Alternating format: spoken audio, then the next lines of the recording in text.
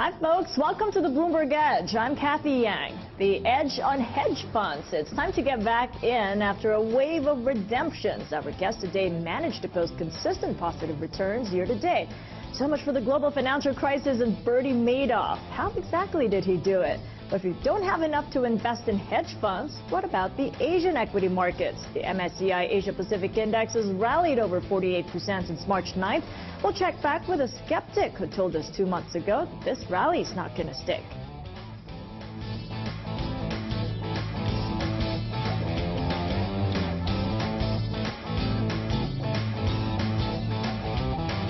And keep those emails coming in. Our address is asiaedge@bloomberg.net. Keep your email short and clear. You can put our questions to our guest or any investment opportunity on your mind. We'll consult the experts for you.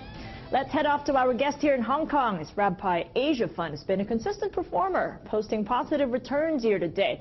That covers 1 year, 3 years, and 5 years, a rarity among the long-short equity funds in the Asian region.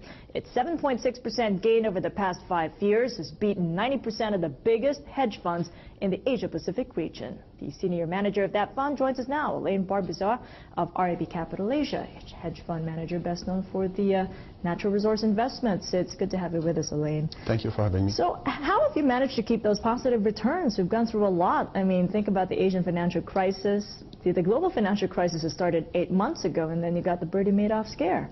Everybody was redeeming what they had in hedge funds. Well, the key is to be a real hedge fund. What I mean by this is having a constantly long and short book in place, not just playing the upside.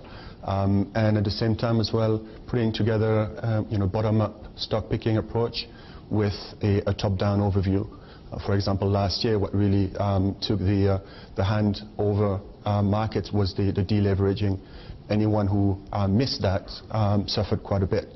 This year, it's quite the opposite, whereby the markets are reacting to a tidal wave of liquidity injection. And if you miss that and you look only at the fundamentals of the companies, again, you would suffer being too short in the market. How did you keep the drawdowns from happening? Because a lot of the hedge funds were either closing up shop or a lot of the investors were just pulling out their money and wanting to hold cash. Well, that happened to us, needless to say, even though we were positive last year. That's the deleveraging we were talking about. So it's also recognizing this potential risk and having the right book in place in terms of your liquidity profile. And speaking of that liquidity profile, I know that the fund's aim is to have a low degree of correlation to the Asian markets. But now that the regional index has rallied 48% since March 9th, how is that changing your strategy for the fund? It doesn't. I think the key is not to be brought back into markets in which you don't believe and over-leverage yourself again. It's keeping your strategy consistent. And that strategy includes stock picking, both right. on the long and the short. That's correct. So you could get the alpha there. I mean, how does that work, the long book and the short book? Well, the short book, obviously, in the bull market, most of the time plays against you. It's very difficult to extract alpha from the short book. But that being said, when you have problems in the market, it's there to protect yourself. I think the key of our performance has been our ability to avoid those big drawdowns. We've only caught 5% of all the drawdowns in the markets. Yeah, and the short book is made up of the companies in negative growth areas where the quality of the management is under question. That's correct. So pretty much you're sticking with this kind of a strategy when it comes to the short book. Yeah. But what about for the long book? Because I know that you employ some kind of a top-down approach to that. Well, the top-down approach applies both to the long and the short book as well. But on the long side, we look for quite the opposite from the short side. It's rather simple strategy. Is it really simple? I mean, isn't it difficult to find good companies with that top-line growth in a market like this, coming all the way from the global financial crisis? Well, that's, again, when you balance your book accordingly, where you put a little bit more emphasis on the short side rather than on the long side. And if you are with the right management, the right companies, then these stocks should theoretically come down less. So there's the long and the short and that technical overlay. That's correct. You got to put that for the optimum price points. Exactly. How exactly do you decide to do that? Well, we have 3 partners in the firm, 2 stock pickers and 1 person which is key in doing the technical overlay. So he'll be the one pointing out when markets are oversold i.e. dangerous for the shorts or overbought, and reacting accordingly and balancing our balance sheet. But basically, the bulk of your positions in the fund are structural positions. Is that correct? I mean, why the structural positions? Well, you have to take views. Again, you have to try to step away from the market noise and the day-to-day move and have strong views. That's the structural. Okay, what about the pursuing these opportunistic trading strategies? Do you ever employ that at some point so you can make money on the short term? From time to time, we do, but it's never more than 10–15% of the book. Not even in a market like this when the market is moving up, because you don't really follow the markets there. But what does it benefit an investor if they go for the opportunistic trading-oriented kind of a fund? Well, it's a different strategy. We see it as more risky in a way.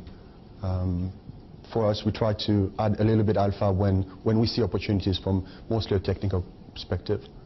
Do you think investors have gotten back that appetite for the risky investments? Or well, are they still, it looks like at this point. Yeah. When did it start?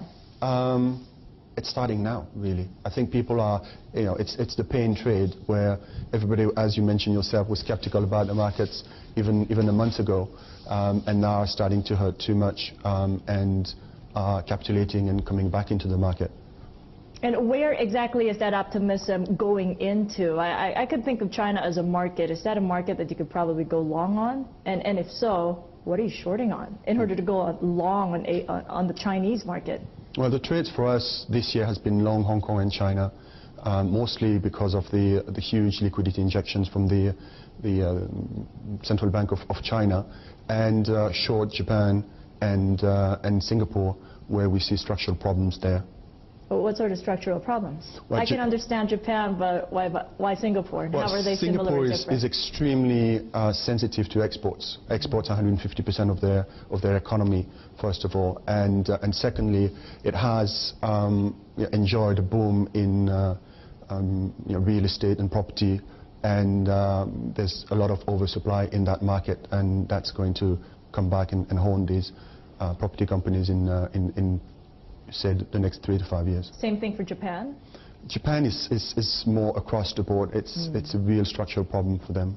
Okay, but what about valuations? When you come to think of it, the Chinese stock market is already approaching a 50% gain, and a lot of people are saying that this might be a pricey market to come into now. That's correct. It is. Valuations to core earnings across the region have moved between 11 to about 15 times. We're now 14.5 times, so we're very close to the top of that range. The markets are not, they're not cheap anymore. They were 3 months ago, they're not anymore. It's a slightly more dangerous game. You have markets that have become much more sensitive to any disappointment. So that's when we start to adopt, a little bit contrary to the market, a little bit more conservative approach and reduce our exposures both on the net and the gross. And you say the same thing for the Hong Kong market, the Hang Seng Index. What sort of valuations when you compare that with the mainland Chinese market? Well, the problem we have in these markets is, as I said, it's a liquidity-driven market, and you never know when it stops. It can continue like this. If China continues to inject liquidity, potentially we can have another bull market in China, and the market could double from here. Who knows? But if the Bank of China becomes serious and start to pump liquidity out, then the party is over, and valuations will probably come back down a little bit. Okay, just hang in there, because we're going to be talking about your long and short positions.